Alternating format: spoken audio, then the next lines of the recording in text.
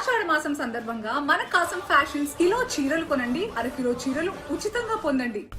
హైదరాబాద్ లో బోనాల సందడి నెలకొంది. గోల్కొండపై జగదాంబిక అమ్మవారిని భక్తులు పెద్ద సంఖ్యలో దర్శించుకుంటున్నారు, బోనాలను సమర్పిస్తున్నారు.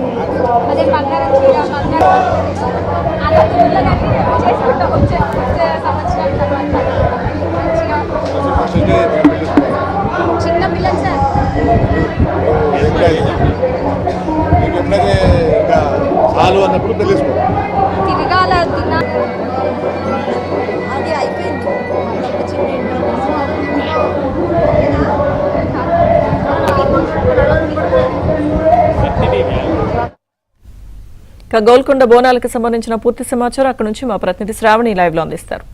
శ్రావణి. ఎస్ లక్ష్మీ దుర్గా, అసలు బోనాల పండుగ అంటే తెలంగాణ పండుగ అని చెప్పొచ్చు. ఈ పండుగ రోజు ఈ పండుగ గురించి మొత్తం తెలంగాణలో ఉన్న ఆడపడుచులందరూ కూడా ఎదురు చూస్తూ ఉంటారు. ఈ పండుగ రోజున అందంగా ముస్తాబయ్యి అంతే అందంగా బోనాన్ని ముస్తాబు చేసి అమ్మవారికి నైవేద్యంగా సమర్పిస్తూ ఉంటారు. ఎంతో నియమ నిష్టలతో అమ్మవారికి నైవేద్యాన్ని నిష్ఠిస్తుంటారు. సో ప్రెసెంట్ ఇక్కడ బోనాలు తయారు చేస్తున్నారు, వీళ్ళతో మాట్లాడించే ప్రయత్నం చేద్దాము. సో మీరు ఎక్కడి నుండి వచ్చారు? బోనాలు ప్రతి సంవత్సరం సమర్పిస్తూ ఉంటారా? నేను శంషాబాద్ నుంచి వచ్చాను. నా పేరు పూజ. నేను ప్రతి సంవత్సరం 9 ఏళ్ళు అవుతుంది నేను రాబట్టి, ఇక్కడ బోనాలు చేయబట్టి, ఇక్కడ అమ్మవారికి అలంకరణ మంచిగా అమ్మవారికి నైవేద్యం పెట్టి బియ్యం పోసి వడి బియ్యం పోసి అమ్మవారికి ప్రతి సంవత్సరం మేము ఇలాగనే చేస్తాము. ఇట్లా ఆటపాటతోని మంచిగా పోతురాజులతోని మా తమ్మితో మంచిగా ఘనంగా చేసుకొని వెళ్తాము బోనాలు అంటే. ఇక జోగినీల విషయానికి వస్తే ఈసారి ఎక్కువగా ప్రభుత్వం కూడా మీకు చాలా ఇంపార్టెన్స్ ఇచ్చిందని చెప్పొచ్చు. గురువారం రోజున కూడా మనకి ఎక్కువగా జోగినీలు బోనాలు తీసుకొని రావడం అనేది ఎక్కువగా కనిపించింది. మీకు ఎలా అనిపించింది? నాకు కూడా చాలా బాగుంది. జోగినీలకు వ్యవస్థ కూడా కొంచెం మంచిగా పెంచిరు, మంచిగా ఉంది. ఎలాంటి ఇబ్బంది ఏమీ లేదు.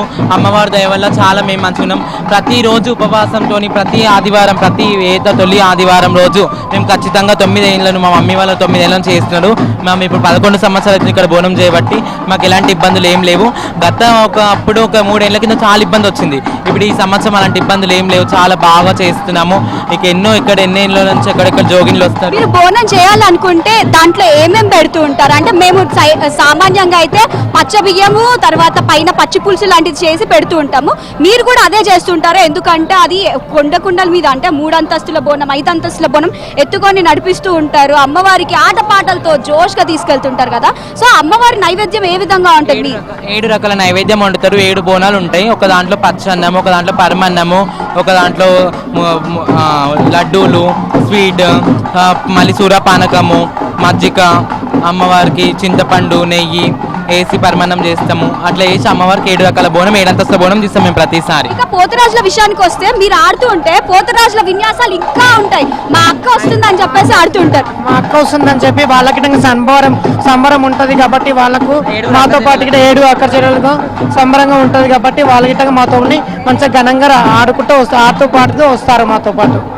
ఈసారి అయితే మంచిగా జోగిని వాళ్ళకైతే అన్ని విధాలుగా హ్యాపీగా ఉన్నట్టు కనిపిస్తుంది. చాలా సంతోషం మాకు ఇలాంటి వ్యవస్థ కల్పిస్తున్నందుకు. అమ్మవారి దయ వల్ల మాకు చాలా అమ్మవారి అనుగ్రహం ఉంది.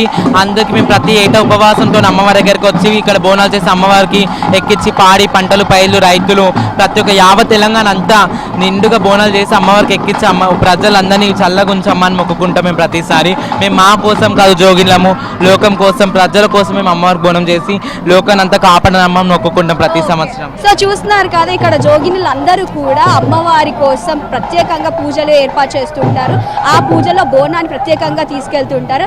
నియమ నిష్టలతో ఫాలో అవుతుంటారు. ఎందుకంటే వర్షాలు సకాలంలో పడాలని చెప్పేసి వాళ్ళు ఎంతో భక్తి శ్రద్ధలతో చేస్తుంటారు. ఇక నార్మల్ వాళ్ళందరు భక్తులు కూడా గోల్కొండలో పోటెత్తారు లైన్లో. అంటే ఉదయం నుండి చూసుకున్నట్లయితే మనకి అమ్మవారి కోసం దర్శనాని కోసం మొక్కుబడులు అప్పచెప్పడానికైతే క్యూ లైన్లలో ఫుల్ రద్దీగా కనిపిస్తోంది. సో మనం చూస్తున్నట్లయితే అయితే అటువైపు చూసుకుంటే గోల్కొండలో మొత్తం కూడా హడావిడి అయితే కనిపిస్తోంది. సో ఇక్కడ ప్రజలందరూ కూడా దూరం దూరం ప్రాంతాల నుండి భాగ్యనగరం ప్రజలందరూ కూడా ఇక్కడికి వచ్చేసి అమ్మవారికి మొక్కుబడులను అయితే అప్పచెప్పేస్తూ ఉంటారు. సో నార్మల్గా అయితే కుంకుమ రంగుతో లేదా పసుపు పొట్లతో ఎక్కువగా బోనాన్ని అమ్మవారికి సమర్పిస్తూ ఉంటారు. సో ఇక్కడ నార్మల్గా శివశక్తులే కాకుండా జోగినిలే కాకుండా మనకి నార్మల్ వాళ్ళు కూడా ఉన్నారు. వాళ్ళతో మాట్లాడించే ప్రయత్నం చేద్దాం. అమ్మ మీరు ఎక్కడి నుండి వచ్చారమ్మా? హైత్ నగర్ నుంచి. ఎవ్రీ ఇయర్ వస్తూ ఉంటారా? 3 years నుంచి వస్తున్నాం. ఎలా అనిపిస్తోంది ఈసారి ఏర్పాట్లు అమ్మవారికి బోనాన్ని సమర్పించడం? చాలా బాగున్నాయి. ఇక్కడికి అమ్మవారి కాడికి వస్తే మనకు అనుకున్న పనులు అవుతాయి. చాలా మంచిగా అనిపిస్తుంది మాకు అమ్మవారికి బోనం తీస్తూ ఉంటే. అంటే ఒక్కొక్క అమ్మవారికి ఒక్కొక్క బోనం అంటారు కదా, ఈ అమ్మవారికి ఏ విధంగా బోనాన్ని సమర్పిస్తుంటారు? పెరుగన్నము మనము మామూలుగా పాయసం అట్లా వండుకుంటాము. ఎవరిష్టం వాళ్ళ ఎవరి స్టైల్లో వాళ్ళు బోనం తయారు చేసుకుంటాం. మీరు ఎన్ని అంతస్తుల బోనాన్ని ఎత్తుకుంటున్నారు? 2 అంతస్తుల బోనం. ప్రతి year ఈ కొండపైకి వెళ్ళేటప్పుడు చాలా పెద్ద క్యూ లైన్ ఉంటుంది కదా, మీకు ఎలా అనిపించింది? చాలా బాగా అనిపించింది, మంచిగా అనిపించింది. ఈ ఇయర్ బోనం ఎత్తుకుంటున్నాం అమ్మవారికి.